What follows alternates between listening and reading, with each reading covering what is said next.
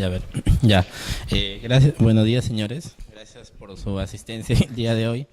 Bueno, vamos a reiniciar ya la última clase presencial de lo que es el tercer módulo de tributación internacional. Vamos a ver lo que hoy son un poquito las holding, los paraísos fiscales, un pequeño caso de alternativas de inversión y para finalizar con el tema de importación de bienes en el tanto del IGB. El IGB que se paga al momento de nacionalizar y todo ello. Vamos a ver estas 3 horas, vamos a tratar de avanzar, igual sus preguntas correspondientes. Con esto terminamos la sesión presencial y la última clase, la virtual, que va a ser lo que son propiamente precio de transferencia y régimen de transparencia fiscal internacional, que es un módulo nuevo, entre comillas nuevo, vigente a partir del 1 de enero de 2013. ¿Ya? Yo voy a comenzar por la parte de acá de las holding. En la primera parte hay un caso, pero espero que si es que vienen más personas lo tomamos ahí o igual lo tenemos que realizar a mitad de clase o después del break entramos con esta pequeña casuística, ¿ya? De alternativa de inversión. Entonces vamos por el momento, vamos a comenzar acá con esta parte de que son las holding. Ustedes han escuchado muchas veces que muchas empresas se crean pero tienen su casa matriz, tanto acá en el Perú o afuera en el exterior. Por ejemplo, si nos vamos al ámbito local, acá en Chimbote, alguna empresa que tenga su matriz en Lima o su matriz fuera del país, alguna empresa, o todas son propiamente de acá y ahí son capitales acá y acá la ciudad y ahí termina. Ya, muy aparte de los bancos, propiamente que de los bancos, porque sabemos que los bancos tienen... Sí. También ya las tienen por departamentos. Ya si no más recuerdo, las empresas pesqueras creo que tampoco ya casi no hay acá, ¿no? Ya mayormente creo que están en Lima. Ya, es así como estos se crean así. Ustedes han visto el tema, lo que le mencionaba el día de ayer, que se van creando empresas. Aquí está la matriz. Está la subsidiaria, por ejemplo, subsidiaria 1, subsidiaria 2 y así por el estilo. Ese es, digamos, lo que se va creando la holding, lo que estamos viendo acá. Es igual acá en el tema de, para efectos tributarios, buenos días, para efectos tributarios, que se van creando empresas así. Por ejemplo, se crea una subsidiaria, una sucursal y se van creando hacia arriba, siempre hacia arriba. ¿Cuál sería la finalidad de ir creando? En todo caso, ¿cuál es la finalidad de acá de la matriz? Para ir generando así empresas a nivel tributario. ¿Cuál creen que sería la finalidad?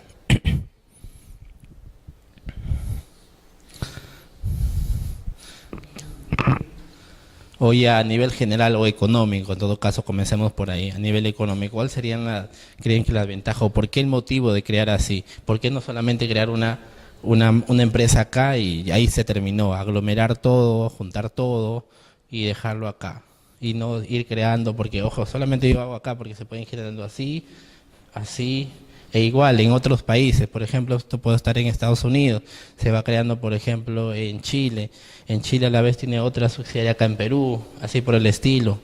En Perú tal vez igual acá se crea una en Lima, otra se crea en Chimbote y así por el estilo. Es todo un árbol, digamos, genealógico o un caparazón que va hacia arriba de creación de empresas.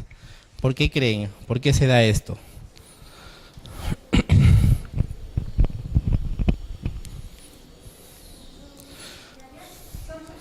O subsidiarias, sí, o sucursales. ¿Por qué creen que se da eso?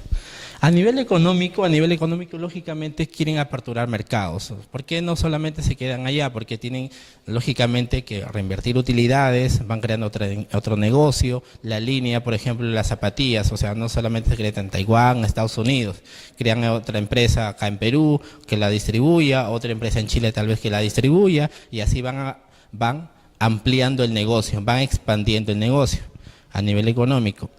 Pero muchas veces también ya un poquito entrando al nivel tributario, se crean empresas prácticamente. ¿Por qué creen que empresas, o digamos, a ver, el Banco Nacional, hay un Banco Nacional grande que su matriz está en un paraíso fiscal?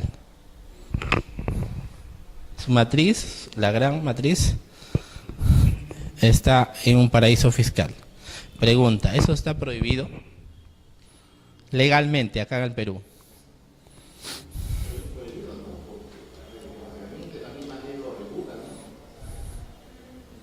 Prohibido legalmente bajo ley impositiva o ley otra norma legal no está.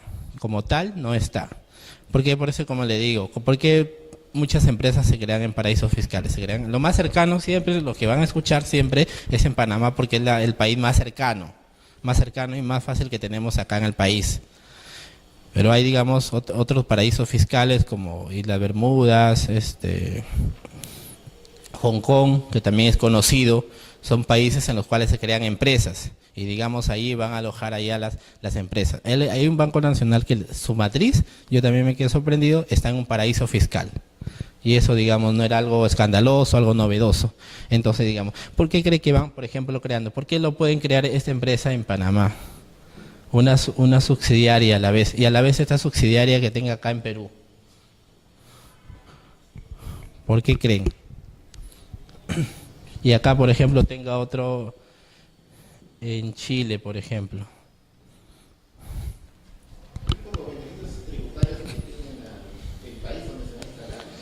Es una de las causales importantes en los cuales se pueden crear acá en paraísos fiscales, las ventajas fiscales, la reducción de impuestos. Y así, por ejemplo, si ustedes son como propietarios, son dueños de empresas, ustedes van viendo la forma donde poder alojar. Muchas veces se crean empresas, aquí simplemente, como dicen, empresas cascarón o empresas fantasmas, simplemente para poder alojar, que las utilidades no se repartan acá y las utilidades se vayan acá. Y igual, se crean otras empresas acá y algo así por el estilo. Entonces, ¿cuál es la finalidad de esto? Propiamente, de acuerdo a cada negocio, se va a ir estableciendo creación de empresas. Buenos días. Se va a ir estableciendo negocios de acuerdo a cada beneficio que se quiera adquirir acá. Son estructuras grandes, lógicamente. No es, digamos, se van creando de acuerdo a, digamos, no sé. Muchas veces incluso, por ejemplo, que fuera otro país. Acá, se puede crear así. Acá, y como los dos, como Perú tal vez tiene convenios, tal vez tiene transacciones con acá. Y se tratan para poder muchas veces reducir impuestos. Es de acuerdo. Si veo, por lo general, se crean empresas en las cuales donde haya convenios de doble imposición, prácticamente muchas veces para tratar de disminuir la carga tributaria. Porque de acuerdo, igual, en Europa hay diversos países que tienen diversos convenios de doble imposición, pero no muchas veces ahí prevalece el tema de residencia y de fuente. En Estados Unidos, por ejemplo, prevalece el tema de nacionalidad. A pesar que desarrolle la actividad en otro, basta que sea nacional estadounidense, puede tributar en cualquier país, o así por el estilo. Se crean de acuerdo a la necesidad que haya. Y así como también hay planificación tributaria prácticamente, como le dicen, agresiva o adrede, para poder tratar a lo más posible de disminuir los impuestos. Igual, el caso, si ustedes escucharon, del jugador que estaba, entre comillas, citado por evasión de impuestos o por diferimiento de impuestos. Había creado una empresa, prácticamente no era un país de paraíso fiscal, pero era un país donde prácticamente la tributación, o se la habían llevado prácticamente a un país donde la carga impositiva era mínima, o se trató de diferir los impuestos.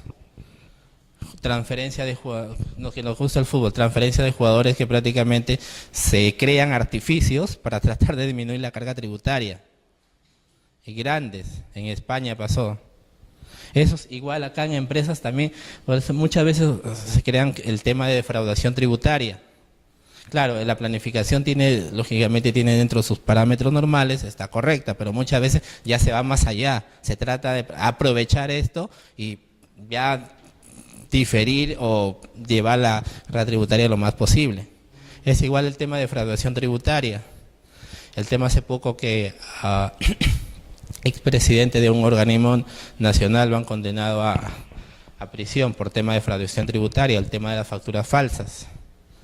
Se vienen las fiscalizaciones fuertes este año en el tema de facturas falsas. También se viene el tema de fiscalización en precios de transferencia.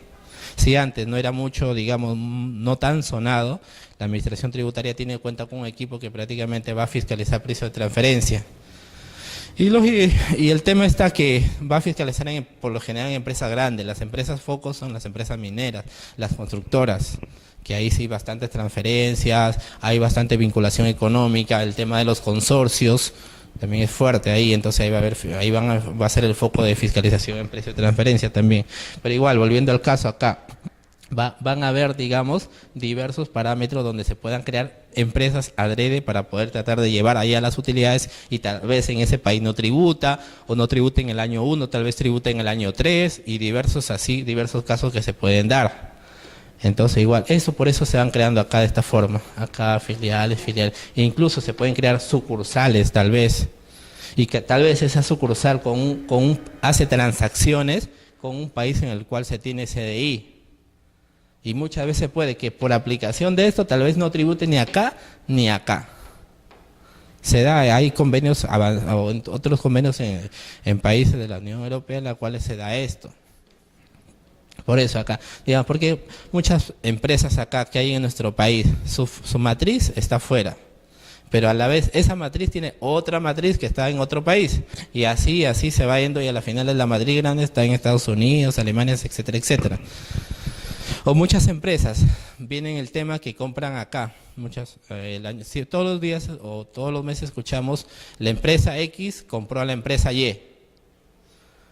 O absorciones, también en supermercados el año pasado, un supermercado grande compró a otro, una de tienda de materiales de construcción, ya más o menos se van dando cuenta qué empresa es, se compró a otra, ahora ya la absorbió prácticamente, y digamos ya es el único, el rey acá.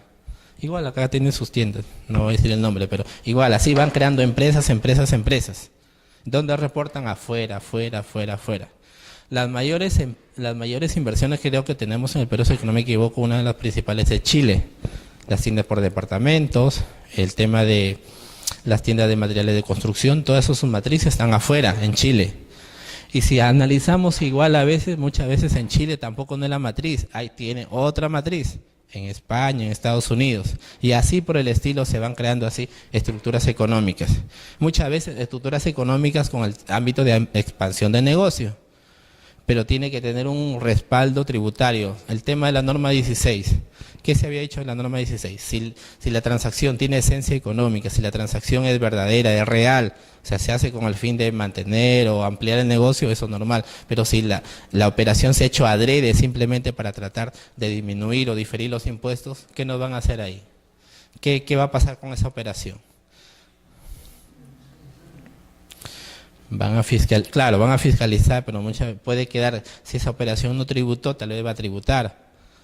O tal vez, digamos, si se ha diferido la renta hacia otro año, lo van a tratar ahí. O tal vez van a decir que esa operación ha sido simulada, adrede, simplemente para el tema de aprovechar el beneficio tributario o aplicar una determinada tasa. Es igual como esto, como le digo, de forma así se van generando estas transacciones, se van generando de forma esto. Todo es el ámbito de controlar. Ustedes han escuchado propiamente que dicen que las holding, y ahí vamos a ir entrando, las holding. La holding por lo general solamente es la casa matriz que controla a las demás empresas. Y muchas veces esta holding, que es la matriz, por lo general no desarrolla actividades, simplemente lo que hace es inversiones. Tiene el 50%, por ejemplo, acá tiene el 30%, y a la vez esto es así. Y en realidad esta empresa, actividad productiva, de negocio, por lo general no hace nada, simplemente la cabeza que maneja su tema o su business simplemente es controlar. Claro, ¿quién hace las actividades operativas? Son las demás, las de abajo. La de abajo. Esta solamente es la tenencia. Esta es la tenencia. Ahora, desde el punto de vista ya aterrizando, sería dable que, por ejemplo, si esta es la empresa matriz, no desarrolla actividad empresarial, solamente es accionariado, tenga, por ejemplo, a ver, se me ocurre, gastos de vehículos, no tiene su activo fijo nada.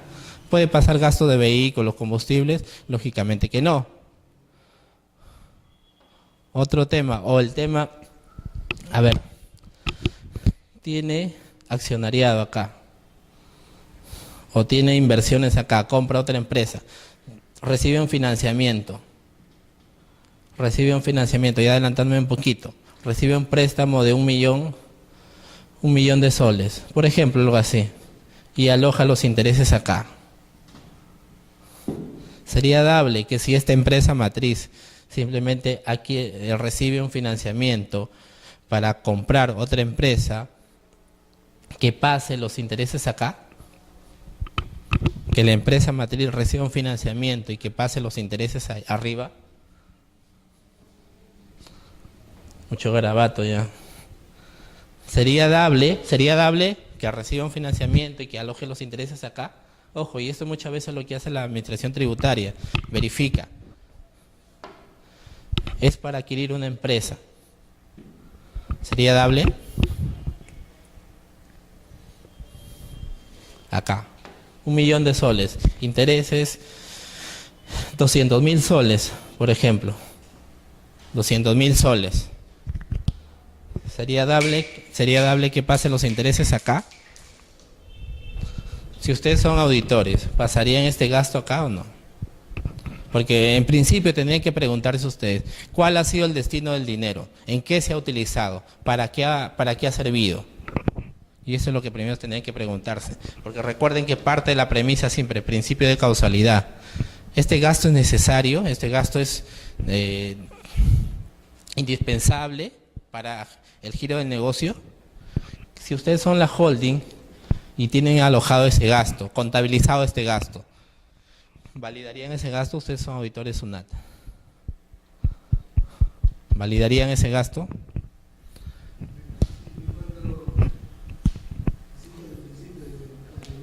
Ya, claro, pero digamos, voy a comprar una empresa.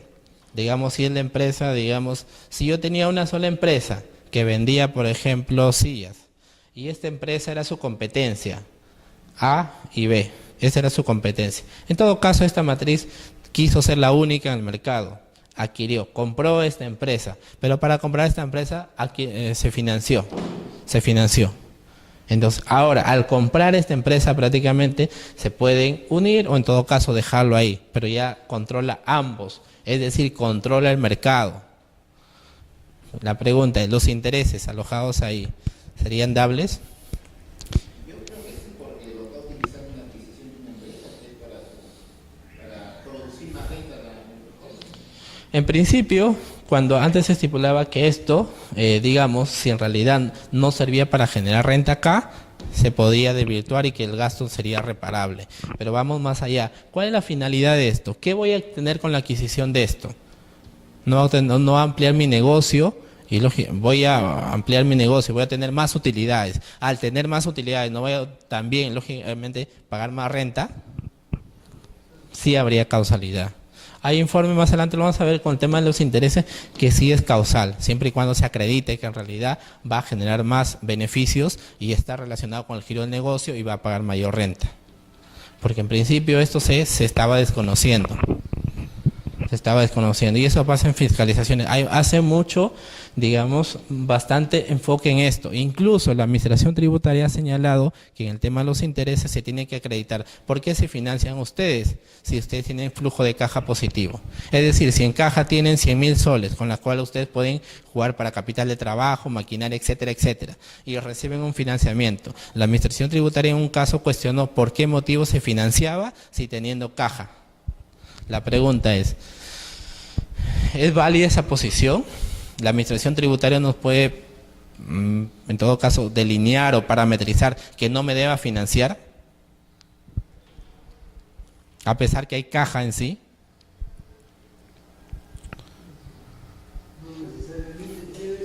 Porque en el tema de los intereses, a pesar que suene un poquito suave el tema que sabemos, casualidad, porque es uno de los puntos más importantes en fiscalizaciones. En realidad, el tema tributario no se debe regular, la Administración Tributaria no debe regularme si me presto o no. Simplemente debe regular si la operación es dable, es causal, es normal, con el giro del negocio, no me pueden limitar. Ahora, ¿qué me puede cuestionar? Que porque tengo dinero acá en el bolsillo, en la caja de la empresa, no me pueda financiar. Yo lo puedo tener ahí. Es un punto bien crítico que se está discutiendo, porque en realidad no me pueden parametrizar en el tema del financiamiento, a pesar que tenga dinero. O sea, para ellos, siempre y cuando tenga flujo de caja negativo, recién debo financiarme, pero no es dable. Se puede tener dinero y no pasa nada. Ya, señores, entonces acá el tema es, por lo general, estas empresas holding simplemente controlan a nivel de accionariado. Y de acuerdo a la estrategia del negocio van a ir a cada país, digamos, hablando ya términos genéricos, van a ir a cada país para ir viendo, digamos, dónde conviene más la inversión correspondiente. Y además ahí como se va generando el tema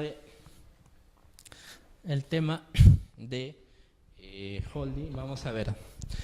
Por lo general se trata de minimizar el gasto por impuestos, porque como le hemos venido manifestando, se van creando empresas en diversos países. Ahora, una holding se puede crear en el Perú también. La matriz, por ejemplo, está en Lima. Las demás empresas están pequeñitas en provincias, o tal vez en Lima, o simplemente la matriz solamente controla. No necesariamente la holding o la matriz se puede crear en el exterior.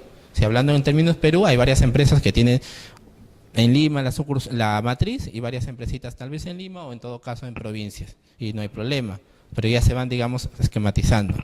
Por lo general se utilizan afuera. Eso también es otro tema. Aprovechamiento de las pérdidas y créditos fiscales. También se da. Llevando al caso peruano, dos empresas se fusionan. Una tiene pérdida tributaria. O llevamos acá. Para ahí también, para no decir que aterrizando en temas de acá, legislación peruana. Dos empresas. La empresa A, estamos en Perú, la empresa absorbe, fusión por absorción. Absorbe, tiene una pérdida tributaria de 100.000 soles, pérdida tributaria, bajo el artículo 50 de la ley del impuesto a la renta. Y acá tiene una utilidad de 200.000 soles. Entonces lo que me dice, yo tengo acá una utilidad de 200.000 soles, todavía antes de impuestos. Entonces lo que quiero yo es, como la empresa B tiene pérdida, entonces y lo que quiero hacer en mi idea es aplicar esta pérdida. Entonces, ¿qué hago? Me fusiono. Entonces solamente yo tributaría en base a 100.000 soles. Es una fusión por absorción. Pregunta, ¿es factible esto? ¿Yo puedo hacer esto o no? Ese es simplemente para ejemplificar y llegar acá. Esa es ley peruana. Una empresa tiene 200.000 soles de utilidad. Todavía no he pagado el impuesto. La empresa B tiene pérdida tributaria. Lo que quiero hacer en mi cabeza es juntarlos. Me fusiono y digo, quiero aplicar esas pérdidas. Y sobre la diferencia recién voy a tributar, ahora en el 2015, el 28%. ¿Se puede hacer esto o no? ¿Qué diríamos?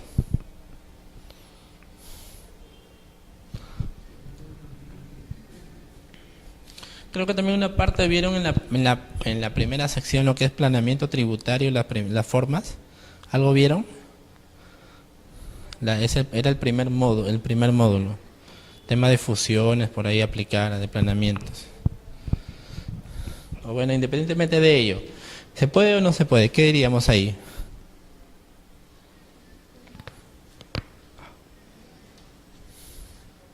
Para avanzar, esto, señores, no procede. No, las pérdidas tributarias no son arrastrables, no se pueden utilizar. Si yo quisiera hacer esto, esto es denegado, no es factible. En cambio, si yo tuviera un crédito fiscal, un activo, todos los activos, pasivos, saldo o pago a cuenta, de acá, todo esto tenga un crédito fiscal, tenga pago a cuenta, esto sí yo lo puedo trasladar acá, porque esos son activos y pasivos, que eso sí yo lo puedo utilizar en la empresa A, pero la pérdida tributaria yo no lo puedo traer o aplicar textualmente está en la ley del impuesto a la renta, está en el reglamento, no van a poder hacer eso. El crédito, con el crédito fiscal y el pago a cuenta, sí, esto no van a poder hacerlo. Solamente hay, acá igual, como en algunos países sí permiten, por ejemplo, traer, como le habíamos dicho ayer, en algunos países, de acuerdo a los convenios, se puede aplicar la retención allá como crédito. En otros países no se puede hacer eso. Entonces, para los que se crean esto, se crean acá, se crean una grande acá, crean creen una empresa en un país donde que si, por ejemplo, todas las retenciones que se hacen en los demás países, sí se pueden aplicar los créditos. Entonces ya es una ventaja. Es de acuerdo, como le digo, donde se cree el país o donde se cree la holding, van a ir aplicando eso. Entonces igual, por eso quise ejemplificar acá esto, ley peruana. Entonces, acá en este caso no se puede aplicar eso. No se puede aplicar. Igual, el tema, y aquí viene el otro, el último. La tasa del dividendo ha subido de 4.1 a 6.8.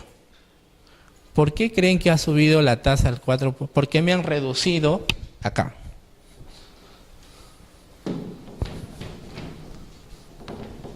¿Por qué creen? A ver, la tasa del impuesto a la renta para el 2015 y 2016 está en 28%. Y la tasa de los dividendos de 4.1 se ha ido a 6.8. ¿Por qué creen que ha bajado? Ahora vamos a pagar en el 2015 y 2016 el 28% como tasa del impuesto a la renta. Y los dividendos han subido, más bien, en vez de bajar han subido de 4.1 a 6.8. ¿Por qué creen que se da esto? ¿Por qué creen que ha subido la tasa de los dividendos?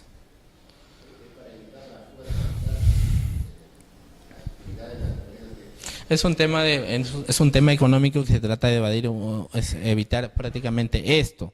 Porque en realidad, por ejemplo, si hacemos todo lo contrario, ¿qué pasaría? En vez de subirlo, lo bajamos a 2%, por ejemplo. ¿Qué pasaría? Se retiran las utilidades. E incluso esas utilidades se pueden llevar a un paraíso fiscal. Se pueden llevar allá. El tema está que prácticamente las utilidades no se lleven a otros países, o en todo caso se siga reinvirtiendo acá. Como ponen la tasa más alta, va a haber mayor carga fiscal y esto prácticamente le va a poner una barrera en las cuales no se pueda salir el capital. Entonces se va a llevar a otros, se va nuevamente ahí. Entonces en este caso igual, en el tema de la holding, siempre los dividendos se van a alojar en paraísos fiscales. O en el país en las cuales tal vez, como lo habíamos dicho, por convenios no aplican en el país de residencia o no aplican en el país de la fuente. Son diversas estrategias que se van creando de acuerdo a cómo vayan estratificando la holding, la subsidiaria, etcétera, etcétera. Y así todos los demás, las demás empresitas. Y a las finales, hacen, cuando ustedes hacen consolidación de sus estados financieros, tal vez. La matriz hace su estado financiero de la A, de la B y la C, y solamente sacan un estado financiero consolidado. Igual, a la final les van a sacar tal vez la carga impositiva a nivel global de toda la compañía. Y han analizado que mejor conviene, de acuerdo, crear una empresa acá, mejor crearlo como sucursal, crearlo como subsidiaria, etcétera, etcétera. De acuerdo a eso. Sí.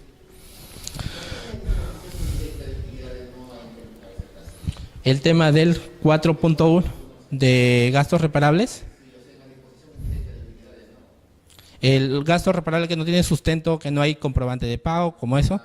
Sí, lo recuerdo, sí. Si no recuerdo, sí. Lo que pasa es que ahí me dice lo que tiene los resultados hasta el 31 de diciembre de 2014, eso en base se va a hacer todavía el 4.1%, pero después sí va nuevamente a llegar al 6.8%.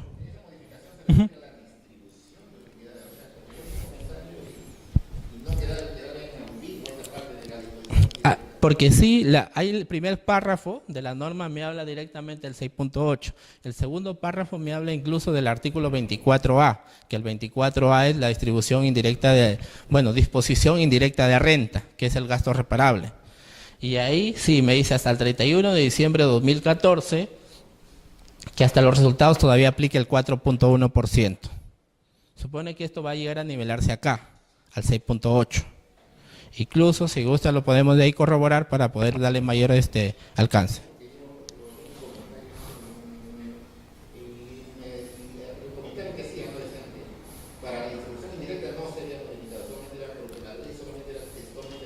Por el tema de los dividendos, distribución. Claro, el tecnicismo está, distribución significa propiamente las utilidades.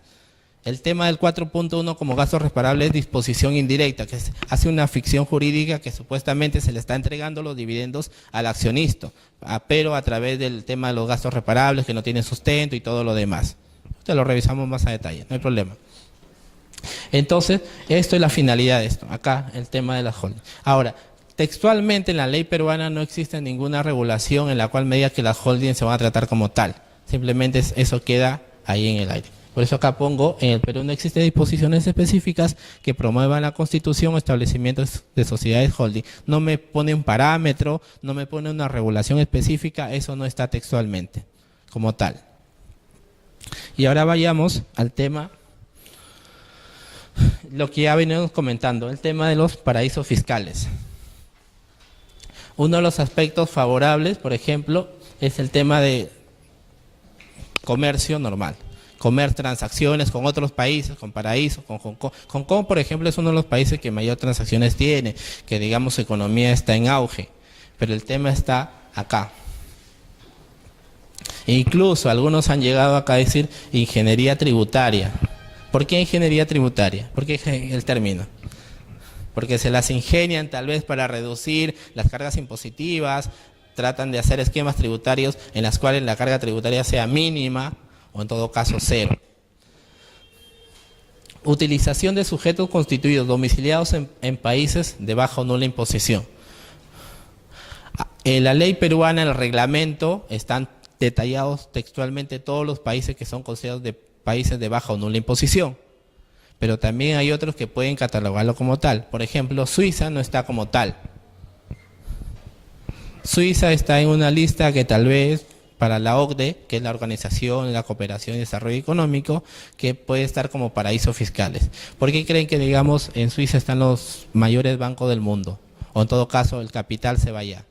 Muchas veces expolíticos han llevado el dinero a Suiza, porque tienen sus fondos, sus inversiones allá. Porque Suiza también, a pesar que para Perú no era considerado paraíso fiscal, tenía, digamos, el secreto bancario, las cuentas no pueden ser reveladas, es uno de los países con mayores protección de secreto bancario, y ahí están los bancos más grandes del mundo. No escuchar las noticias que van a levantar el secreto bancario de un expolítico en Suiza, sus cuentas están alojadas allá. Para Perú, por ejemplo, Suiza no es paraíso fiscal.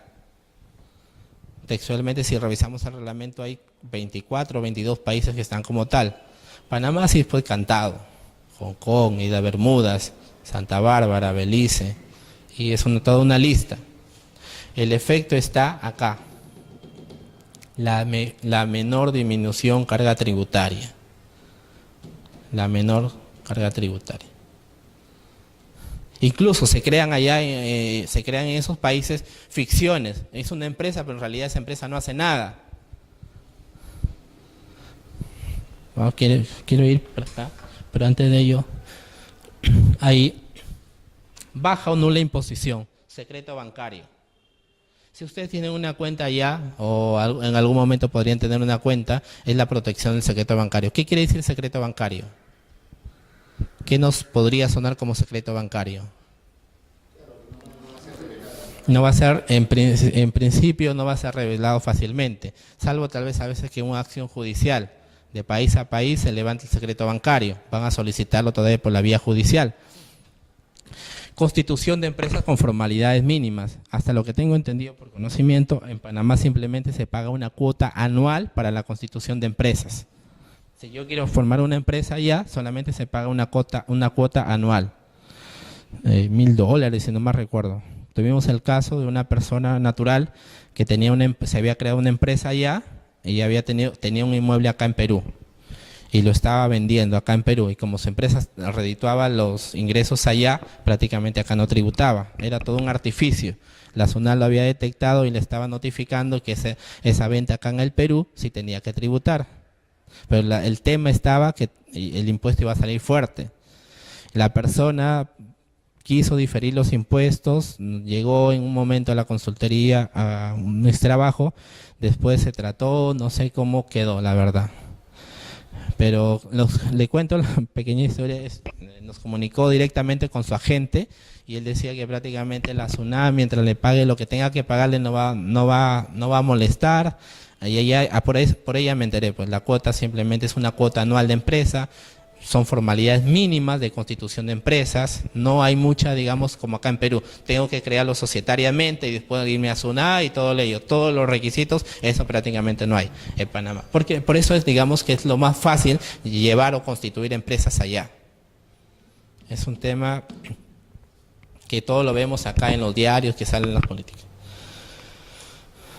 Incluso en estos países no hay obligaciones penales, en algunos. Por ejemplo, acá el tema de defraudación tributaria. ¿Qué pasa si defraudamos tributariamente al Estado? ¿Qué pasa? ¿Cuál es la consecuencia? Nos van a visitar. ¿A dónde? Ya sabemos. Allá en muchos países no hay esto. Lógicamente sí, yo resido allá. Pero ¿qué pasa? Todo eso, digamos, un expresidente, ¿cómo está en el tema de propiedades que han creado empresas en Panamá y quieren traerlo? Sigue todavía el juicio. Esos temas. Y acá, aterrizando en ley peruana. Todo eso estamos hablando paraíso fiscal queda en teoría, me dirán, queda en teoría. Ahora, tenemos transacciones con paraísos fiscales. A ver, primero, en principio, los gastos de cualquier empresa no domiciliada, desde el punto de vista formal, ¿qué requisitos deberían cumplir? Deberían cumplir 5, ese comprobante que me entregan, como mínimo deberían cumplir estos 5 requisitos. El comprobante. O sea, ustedes reciben su invoice o su factura del no domiciliado de afuera, entonces, como mínimo deben cumplir, a ver, primero, nombre o razón social de la empresa, la que me emite, fecha de emisión, fecha de emisión de ese documento, de ese invoice, detalle del servicio prestado y el monto. Creo que por acá está.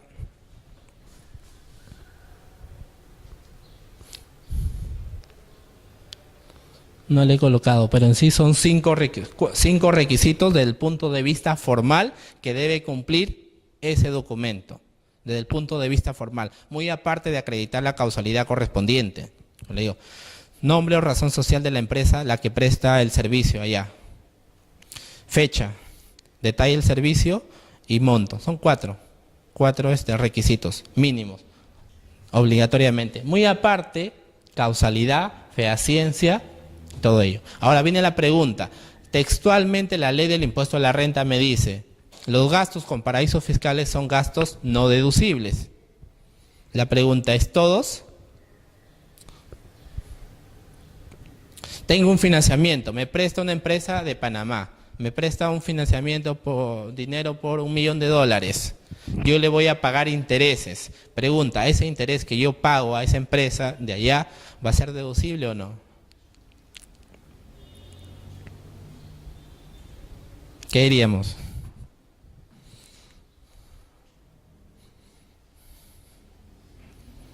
Para José, que se adelantó la respuesta, el crédito, la retención que me hacen allá, la retención que yo la asumo, ¿es deducible o no? ¿Qué pasa si yo tendría que pagarle $100,000 de intereses y la empresa no me quiere aceptar que le pague de menos, que le haga la retención? En todo caso, la empresa peruana asume la retención. ¿Esa retención es válida o no? Sí, es válida. Es la única excepción que me permite la norma. Artículo 47 de la Ley del Impuesto a la Renta. Primero, para ir ahí, el gasto por interés que yo pago por el financiamiento, a pesar que sea una empresa alojada en un paraíso fiscal, sí es deducible. Y la pregunta es, como muchas veces ustedes, las empresas de afuera no quieren que le hagan la retención, que le paguen íntegramente, o sea, le paguen el 100%. En muchos casos se ha dado que las empresas peruanas, por no perder su proveedor, X motivos, le pagan el 100%. Pero como yo, empresa peruana, quedo con el fisco acá, como yo quedo con la SUNAT, asumo. Y la pregunta es, ¿la asunción de esa retención es deducible o no? En principio, por norma general, por regla general, no debo asumir una retención que no me corresponde.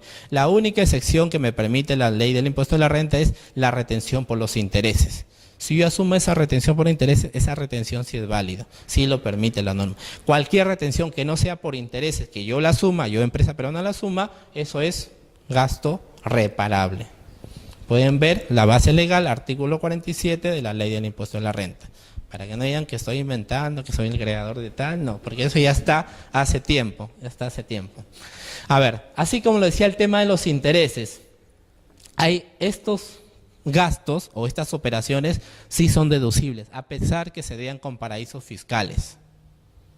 Tenemos el tema de créditos, o sea, el financiamiento, los intereses, los seguros y reaseguros. ¿Qué pasa si su empresa quiere tomar un seguro de una empresa exagerando de Hong Kong, por ejemplo?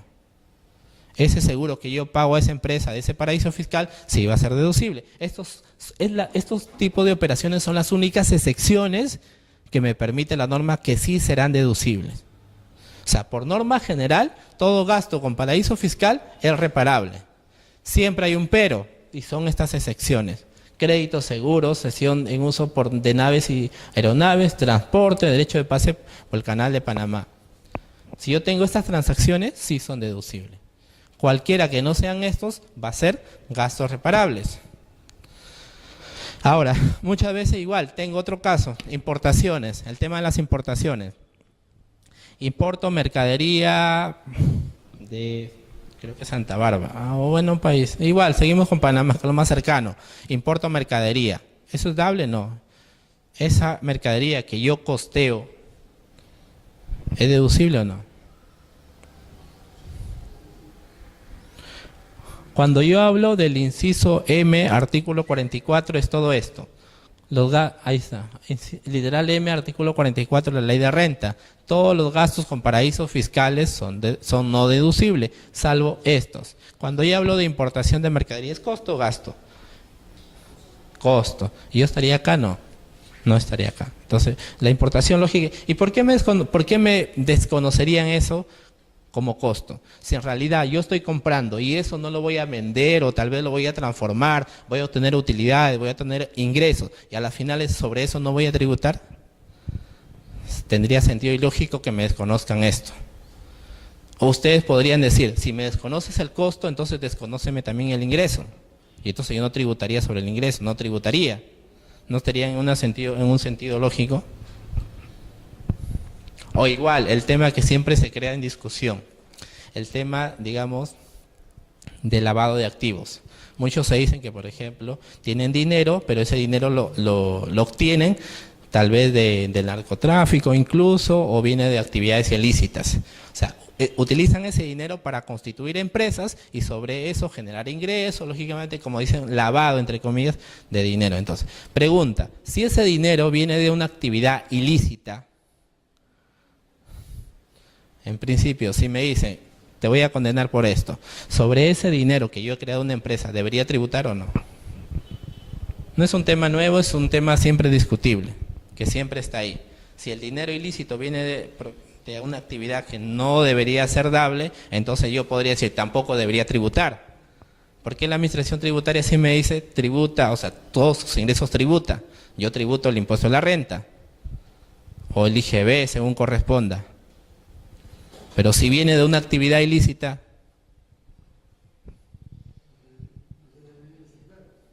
es una discusión que siempre se mantiene en el tintero, siempre. Porque dice, si viene de actividad ilícita, ¿por qué debería tributar? Si la SUNAT cuestiona eso, defraudación tributaria, o lavado de activos, ya un tema legal. Es un tema que siempre queda. Entonces, estamos acá. Entonces, si tenemos este tipo de gastos, igual con paraísos fiscales, sí van a ser deducibles. Ahora, el tema está que yo tengo ese tipo de gastos, pero yo tampoco no me beneficie. ¿Qué se quiere acreditar? Y muchas veces se tienen que las transacciones con paraísos fiscales, justo la matriz está en ese paraíso fiscal. Entonces, muy aparte del valor de mercado, ¿qué llamamos valor de mercado? Siempre han escuchado valor de mercado, valor de mercado, valor de mercado. ¿A qué llamamos valor de mercado?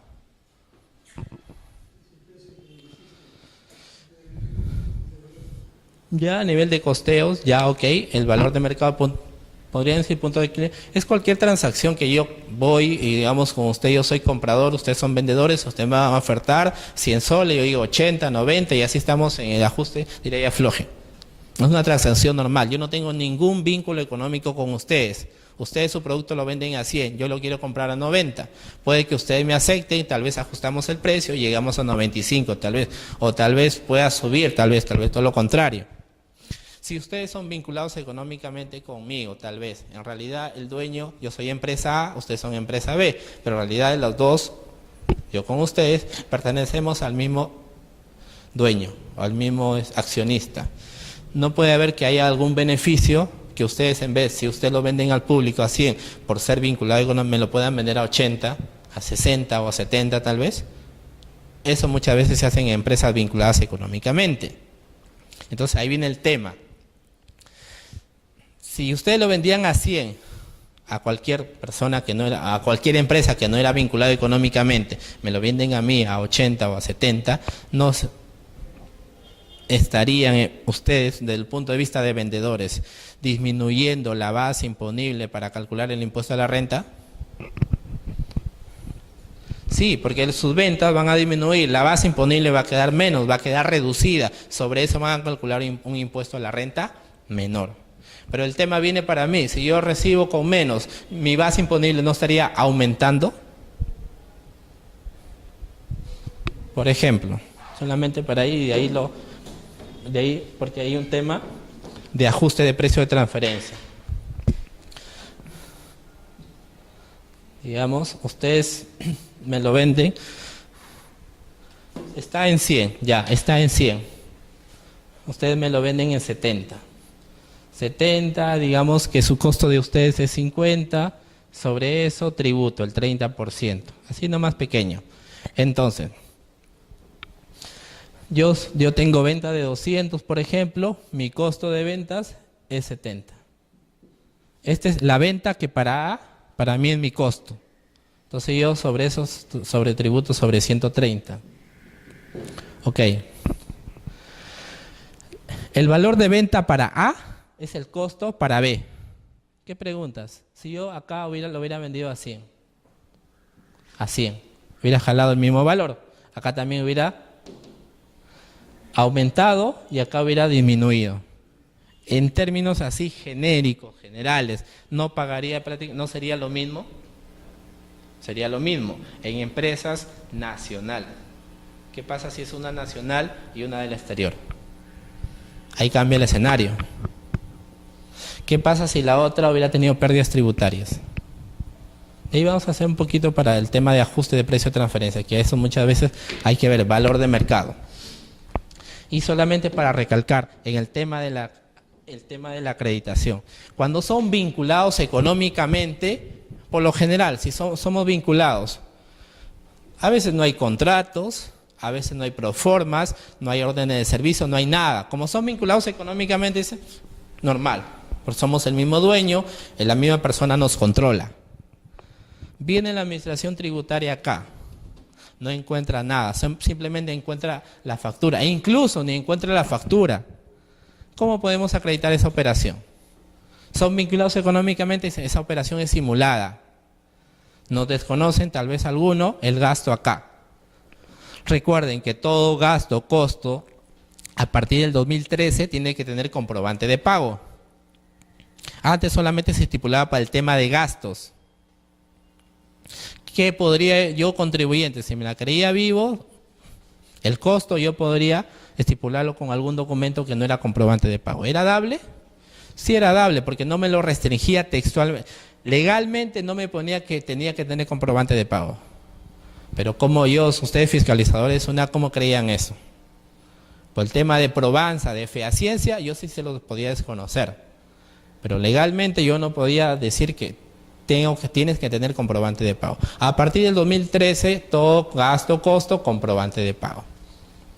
Entonces, igual, ¿qué pasa si no hay un contrato? entre partes vinculadas. Sabemos que muchas veces estos contratos se hacen adrede, se maquillan, todo eso, pero se hace. Basta que se tenga el contrato, bueno, que se acredite que la prestación del servicio se va a realizar en X días, la contraprestación va a ser tal, etcétera, etcétera. Pero se tiene el contrato. Es una prueba más. Adicionalmente del invoice, la factura, el contrato, ¿qué más debo tener para acreditar la operación? Si es mercadería, si es una prestación de servicio, ¿qué debo tener? ¿Perdón? Certificación, ya. Informe. El informe es uno de los puntos fuertes porque en realidad se necesita para acreditación. ¿Qué pasa si no solamente tengo la factura del contrato? Por lo general no me lo creen, pero si tengo un informe, tengo una orden de servicio, tengo documentación adicional que me permita probar que la operación es real, lo van a hacer. El tema está porque no me lo van a creer más que todo porque son vinculadas económicamente. Recuerde que sí, van a creer que en realidad es una operación ficticia. Por este motivo, entonces es necesario que cuenten con este tipo de documentación. Y acá vamos viendo. Y cuando veamos precio de transferencia, la clase virtual, ahí veamos el tema de paraíso fiscal. Pero el tema de ajuste sí lo vamos a hacer acá. Ahora veamos. Habíamos dicho que el domiciliado tributa por sus rentas Perú y mundial. Renta de fuente mundial. Entonces vamos a ver acá un poquito de rentas de fuente extranjera. ¿Para qué? Para llevarlo al tema de sucursales. ¿En qué caso? ¿Cómo se pueden establecer para poder decir que por su renta de fuente extranjera no tributaría? Pues no es adrede, solamente se dan casos acá. Aquí llamaríamos renta de fuente extranjera. Aquí llamaríamos renta de fuente extranjera. Una ganancia obtenida en el exterior, ¿sí? ¿Ok? ¿Qué pasa si, digamos, un estudio de abogados presta un servicio acá, pero el informe lo van a utilizar en otro país? Es un servicio, es un informe. Me han contratado de España, por ejemplo, para decirle, para que les haga un informe sobre el esquema tributario en el Perú. A un estudio de abogados tributario. El estudio hace su informe, todo del esquema de la ley del IGB, del impuesto de la renta, de los demás impuestos, cómo está distribuida la carga tributaria en el país. Ese informe es enviado allá, el estudio de allá o la empresa de allá ya va a hacer los fines correspondientes, se va a enterar todo ello. Ese tipo de renta, ¿es renta de fuente extranjera o no? ¿O es normal? Ojo, el servicio es prestado acá, todo es prestado acá, simplemente se va el informe y se utiliza allá, lo lleva nada más. El servicio es prestado íntegramente acá. Íntegramente acá.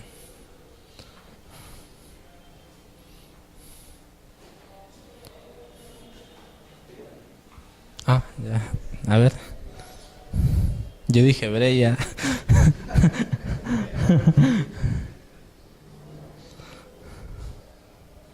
¿Peruana o de afuera? ¿Renta de fuente peruana o renta de fuente extranjera? ¿Qué pasa si los abogados se trasladan allá? Ahí cambia el escenario, ¿no? Ahí sí sería renta, porque en realidad el servicio, yo lo estoy desplazando mi personal, toda la actividad económica lo estoy desarrollando fuera. Ahí sí sería renta de fuente extranjera. Como regla general, toda renta que se genere fuera del país, que se desarrolle fuera del país, fuera del territorio nacional. Aquí veamos algunos ejemplos.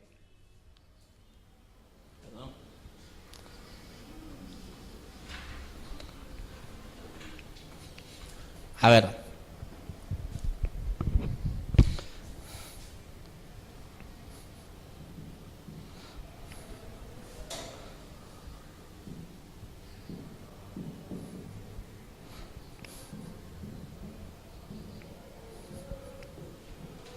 A ver, una empresa peruana es la matriz. Acá. Tiene su subsidiaria en Bolivia. Hay varias empresas peruanas que sí tienen subsidiarias en Bolivia, creo por cemento, no recuerdo. La empresa boliviana distribuye dividendos a Perú, a su matriz. ¿Renta de fuente extranjera o no?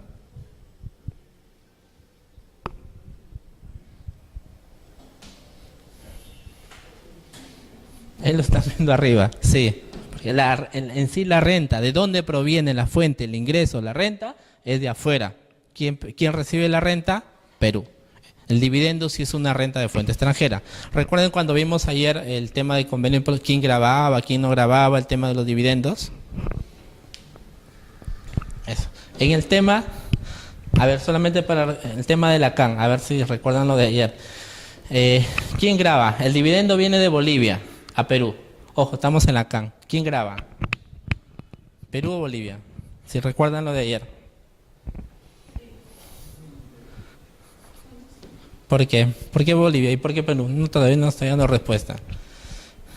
¿Quién graba aquí en este caso? Clase de ayer. Ya, claro, ya, pero que había un caso en el tema de dividendos. A ver, examen, pregunta del día de ayer.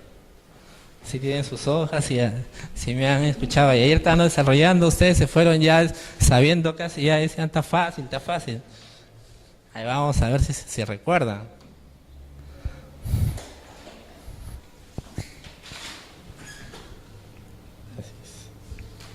Gracias. En la CAN, dividendos. Por ahí estaba.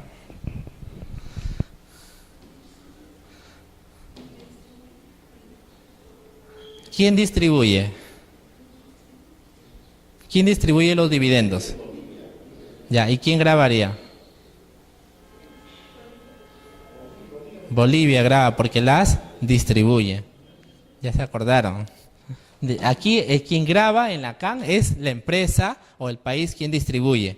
Entonces en este caso Bolivia solamente graba Bolivia.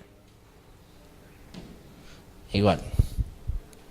Entonces, si Bolivia graba, Perú, ¿qué es?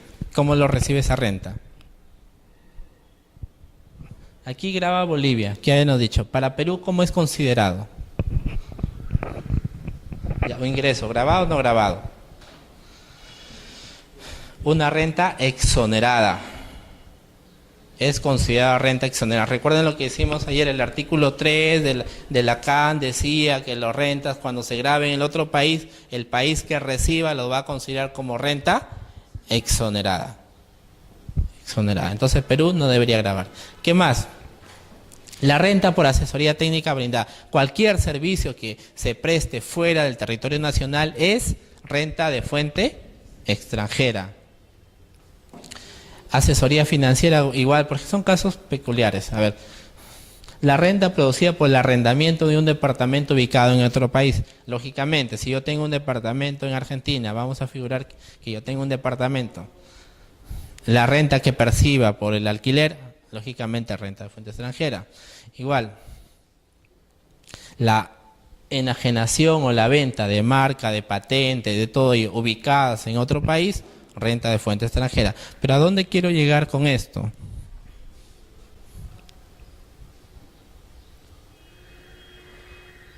El tema de sucursales. ¿Qué habíamos dicho en sucursales? Primero, según la ley del impuesto a la renta, el artículo 7 señala que las sucursales son domiciliados o no domiciliados. Domiciliadas. La sucursal, cuando se crea una sucursal en el Perú de una empresa no domiciliada, es necesario ir a registros públicos, aperturar así. Cuando ustedes crean una empresa, tienen que ir a una SAC, por ejemplo, a registros públicos, y una vez que en registros públicos, SUNAME pide toda la documentación y con ello crea mi número de RUC y todo lo demás. En el caso de una sucursal de una empresa no domiciliada, ¿se debería hacer eso o no? Ir a registros públicos, crearla.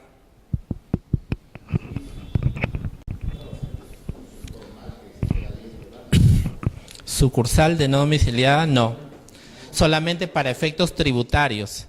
Ojo, una cosa es subsidiaria que eso sí, como es cualquier empresa que se crea acá en el Perú, registros públicos, S.A., SAC, pero como sucursal de empresa no domiciliada, no, solamente le da la personería tributaria. O sea, la condición de sucursal. Por eso cuando vean empresas, cuando dicen, por ejemplo, Sony sucursal del Perú, solamente le da la atribución para efectos tributarios. Porque recuerden que sucursal solamente es como una tienda más, como un establecimiento más. Recuerden, la matriz, digamos, la empresa matriz o la misma empresa está en Lima y acá en Chimbote abre una, como dicen, una sucursal. Pregunta, ¿es otra empresa? Es la misma, simplemente reditúa acá. En cambio, cuando estamos con otro país, solamente le da la atribución, le crea la personería jurídica, una ficción legal que es una empresa más, pero solamente para efectos tributarios, solamente para efectos de que tribute, que se considere como otra empresa. Artículo 396 de la Ley General de Sociedades. La sucursal carece de personería jurídica independiente de su principal. O sea, la misma Ley General de Sociedades, de hecho, no es otra empresa. Es la misma. Solamente que para efectos tributarios lo considera como una empresa más. Desde el punto de vista tributario, un criterio del año 2011 que no es nuevo, la sucursal tiene la condición de domiciliada en el Perú para fines del impuesto a la renta y para fines del IGB. Le atribuye la potestad que sea una personería más. A ver, pero aquí hay una contradicción en sí. ¿Qué veríamos acá? ¿Qué encontramos esto con esto? Ahí lo tenemos.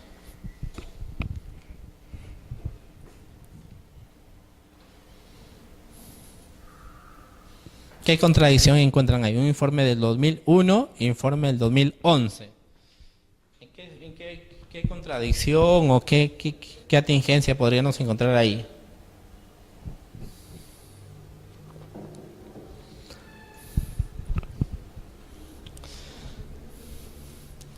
¿Qué tiene ahí el IGB?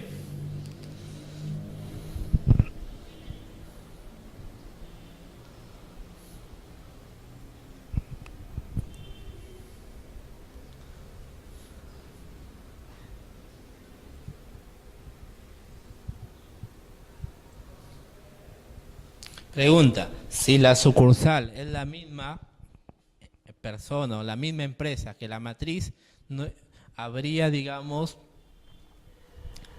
aquí estamos hablando y lo que se ha comentado, la contingencia, la tingencia es que, o la discusión es que por IGB. Acá me dicen en el 2011 que la sucursal tiene la condición de domiciliada tanto para impuesto a la renta como para IGB. Ok, me está diciendo que debe pagar impuesto a la renta cuando corresponda e IGB cuando corresponda. Pero acá que me dice, en el 2001, que como la sucursal era prácticamente un brazo, la misma persona que su principal, no correspondería pagar IGB, porque si estamos hablando de la misma empresa. O sea, yo me voy a pagar mismo, yo me compro y me vendo a la vez. Eso no funciona. Eso me está diciendo acá. Entonces, pero acá diga, para efectos prácticos, ya digamos, prácticamente esto ha quedado desvirtuado, pero sí, técnicamente se podría alegar esto. Actualmente, la sucursal cuando hace transacciones igual con su matriz, siempre se exige, y al menos si es un servicio que se presta acá en el país, servicio prestado en el país, configuraría como prestación de servicios y grabado con el IGB. Técnicamente no debería ser, pero en la práctica, como se da y como lo exige la administración tributaria, sí debería pagar IGB. Si yo estoy en ese caso y lo puedo llevar a un contencioso, podría alegar esto. Y lógico, con el tema de mayor jurisprudencia, detalle, ampliación y todo lo demás, se puede hacer. Pero en realidad, si la sucursal es la misma, pertenece a la matriz, estamos en lo mismo, revisen los más detalles y se puede ampliar. Y acá igual, en una RTF en el año 2004, dice, la sucursal es una empresa distinta de su casa matriz, pudiendo existir entre ambas operaciones onerosas que podrían calificar como exportación de servicios. Recuerden que en el tema de exportación de servicios se modificó el apéndice 5, muy aparte de esto, se modificó el apéndice 5 a partir del 2012. Antes había el apéndice 5, había un subapéndice apéndice A y apéndice B. Ahora después se modificó, el apéndice 5 es uno solo. Son 13 operaciones, 14 operaciones que todos se consideran exportación de servicio como tal. Muy aparte de la exportación de bienes, que sí, eso sí es muy aparte, la exportación de servicios se modificó, solamente hay 14 operaciones. ¿Qué pasa, por ejemplo, si es un servicio que yo presto al exterior y no está textualmente como tal en el apéndice 5? Hay 14 operaciones, 13 operaciones que están como tal, que me dicen, son considerados exportación de servicios. ¿Qué pasa si cualquier operación que no esté contemplado acá, se va a considerar como exportación de servicio o no? Como le exige la administración tributaria en su criterio, no, porque para ellos, muy aparte que sea oneroso, que se preste a uno domiciliado, que el servicio se utilice económicamente fuera, muy aparte los criterios esenciales para que se considere como exportación de servicio, tendría que estar en el apéndice 5. Si no está en el apéndice 5 como tal para ellos, no es exportación de servicio. Pero eso es discutible, porque si en realidad si el servicio se ha dado fuera, se ha utilizado fuera, cumple con los requisitos como exportación de servicio, ¿por qué no podría ser considerado como tal? Y eso sí siempre está ahí en el tintero. En opinión personal, a pesar que no esté en el apéndice 5, sí se podría considerar como exportación de servicio. Vamos llegando acá, no quiero meter en otro tema. Solamente acá, si estamos hablando de sucursales de no domiciliados, ¿cuándo existe la obligación de pagar los dividendos? Para avanzar, sabemos que los dividendos, ayer habíamos dicho que se pagan en dos momentos, en la fecha del pago o en la fecha del acuerdo. Para el caso de sucursales no domiciliadas, la norma legal ha establecido una ficción, que se pague al momento de presentación de la declaración jurada. Artículo 56 de la Ley del Impuesto a la Renta. Me dice, si ustedes presentan su DJ anual en el mes de marzo, por ejemplo, para sucursales no domiciliados, inciso E o F, no recuerdo exactamente la obligación. Ustedes presentan el 29 de marzo su DJ anual, presentaron su DJ PDT 2014. Y otros presentaron, por ejemplo, el 3 de abril. Igual, su PDT 2014. La norma me estipula que se pague al momento de la presentación de la DJ anual. En este caso, si me dice que lo pague en el mes que yo presenté mi DJ anual, que es marzo, ¿en qué periodo tributario tendría que considerar para el PDT 617? Periodo marzo. Si yo presenté mi DJ en abril, tendría que presentarlo con ocasión del PDT, con ocasión del periodo tributario abril 2015. ¿Lo ven que cambia esto?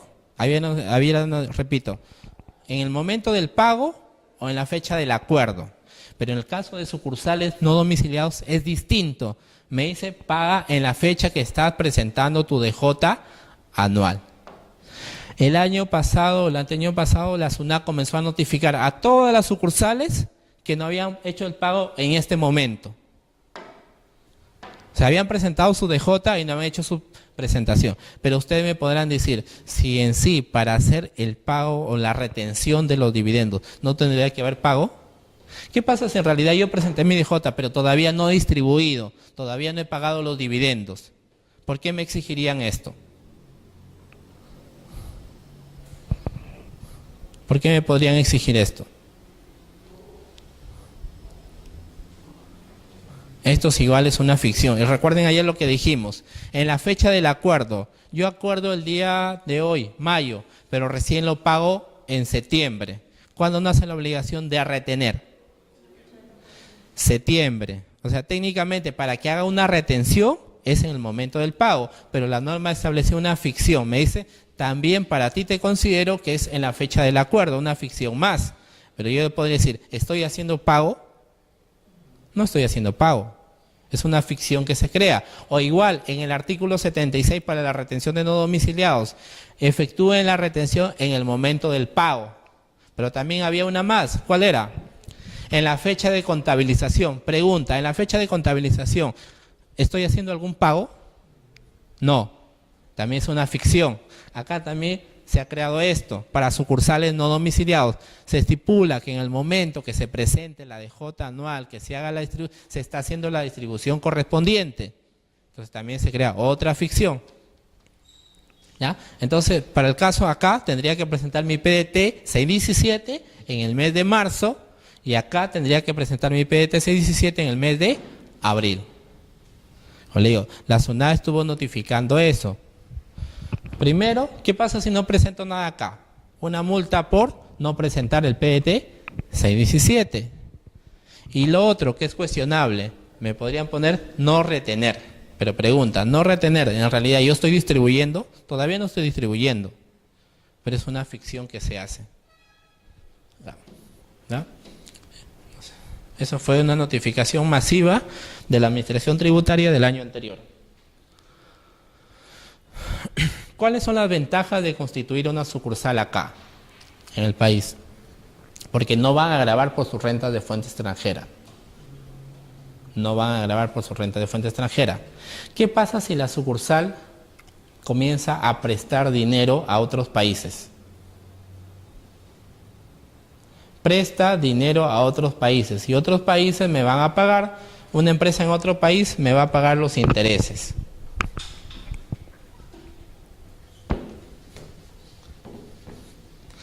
A ver, sucursal Perú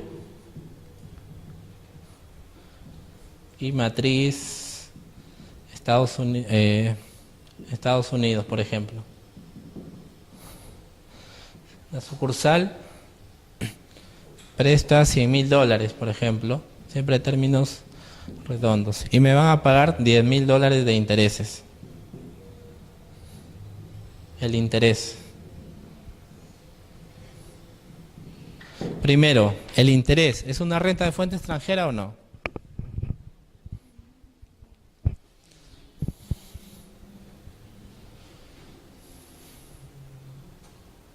El interés que me paga mi matriz a sucursal Perú, ¿es una renta de fuente extranjera o no?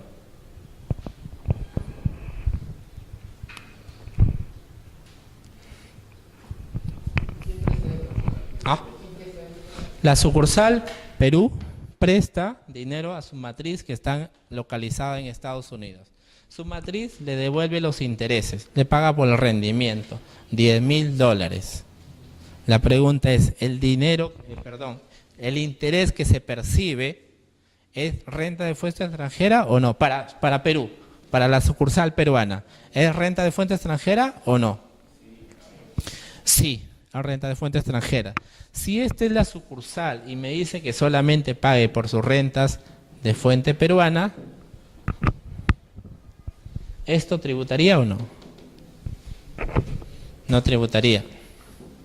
Y así, y con estas, como se dice, deficiencias, o en todo caso, campos no abordados en la ley peruana, esta sucursal podría generar todas sus actividades fuera. Y si genera todas sus actividades fuera, todas serían renta de fuente extranjera. ¿Y qué haría? A las finales, ¿la sucursal tributaría acá en Perú o no? Claro. Pero ¿y ahí cómo quedaría la norma 16? Por eso, ahí va. Por eso, esto es un campo no abordado hasta como tal. O sea, ¿qué abordaría la norma 16? Porque en realidad es una simulación que se está creando, o en todo caso, una ficción, es adrede que se está creando aquí para tratar de evitar el pago de los impuestos. Porque yo puedo ser, como le digo, yo puedo ser vivo, disculpen la palabra, y entonces crear todas mis actividades fuera. Y es una forma de tratar de evitar el impuesto. Porque en cambio, si fueras subsidiaria, fuera subsidiaria, ahí sí lógicamente yo pagaría. Porque sea de fuente extranjera o nacional, yo pagaría. Pero como es sucursal, no hay pago de impuestos. Entonces yo, como le digo, yo puedo ser Madrid y no pagar nada acá. Pero eso no es dable en sí, porque así como aquí es una operación típica de cómo se trata de crear empresas para tratar de diferir o evadir el tema de los impuestos. Pero eso no es dable. ¿Ya? De sucursal. Entonces ahí igual, ¿qué pasa si la sucursal a la vez tiene transacciones con un país que genera, tiene celebrado un convenio de doble imposición? Gracias. Un convenio de doble imposición. Tal vez en alguna operación le va a ser atribuible. ¿Qué pasa, por ejemplo, si esto fuera Chile? Una sucursal chilena. Para el tema de los intereses que habíamos dicho, ¿quién graba? Si estamos acá, Perú y Chile, tengo intereses. Chile le paga a Perú, a la sucursal peruana. Primero, para la sucursal peruana, el interés que recibe, ¿es renta de fuente peruana o renta de fuente extranjera?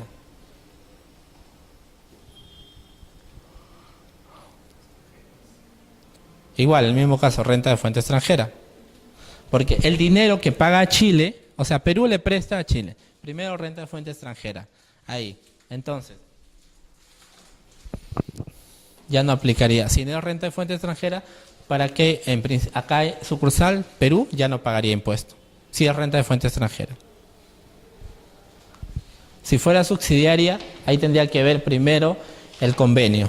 Primero ley peruana y después el convenio, para verlo. Más o menos se dan cuenta cómo es la estrategia que se pueden ir creando, todo eso para tratar. Así hacen cuando, digamos, la matriz o la holding, que se me quiera llamar, hacen estructuras así agresivas. En diversos países van creando empresas, van estudiando, digamos, a cada país la carga impositiva y cómo se pueda relacionar. Y por lo general siempre se meten en países donde haya CDIs para tratar de aprovechar esas cláusulas. Pero ya, como en algún momento mencioné ingeniería tributaria. ¿Qué les sonaba? Que ingenios, son que ingenieros. Por eso, digamos, se van estudiando cada país para tratar. Si ustedes son desde arriba, son los magnates, todas sus empresas, no les dicen, pagan sus mejores asesores para que vayan en cada país, lógicamente, pero con un sentido económico. Pero algunos se crean empresas adredes en paraísos fiscales. Ahí sí todavía salta más a la vista.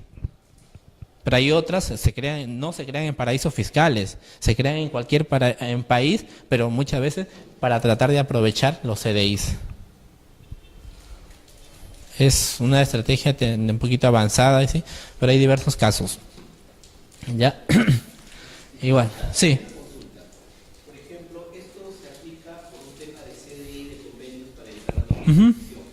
Pero ¿qué sucede con una empresa peruana, por ejemplo, que invierte en un país donde no hay ningún tipo de convenio? Ya. Cuando ya ganó, decida traer el dinero para Perú, va a tributar. Por eso, ahí hablábamos. Responde a nuestro amigo José. La empresa peruana graba por sus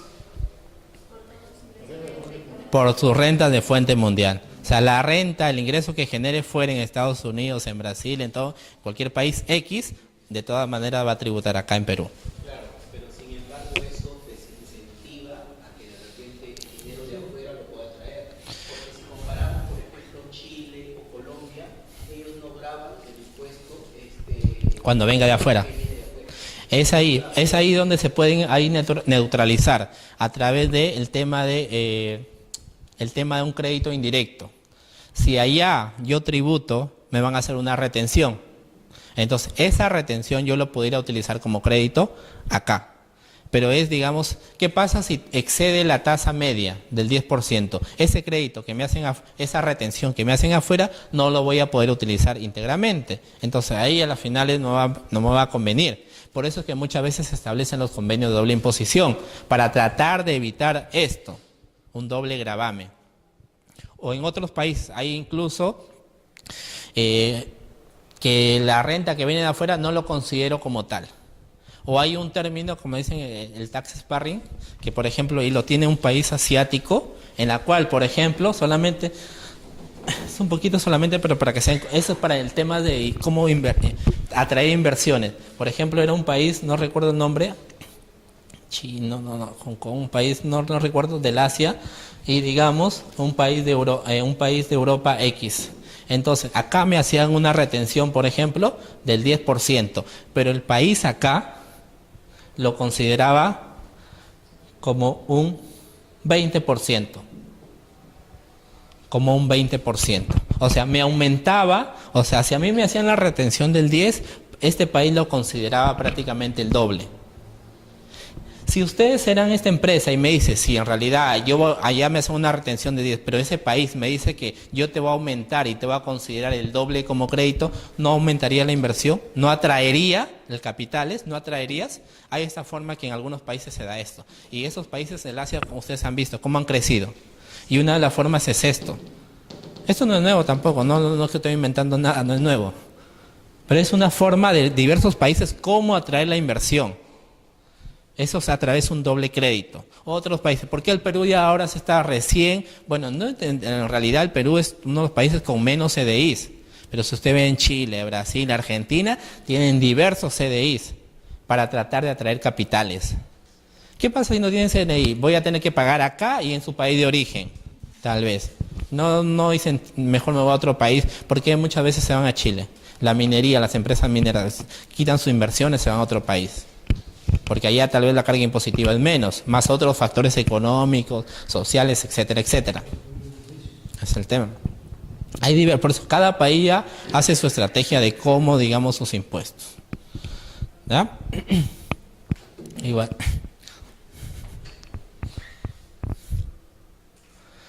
Y ahí vamos a entrar un poquito solamente para el tema ahí, y se me dan unos minutos.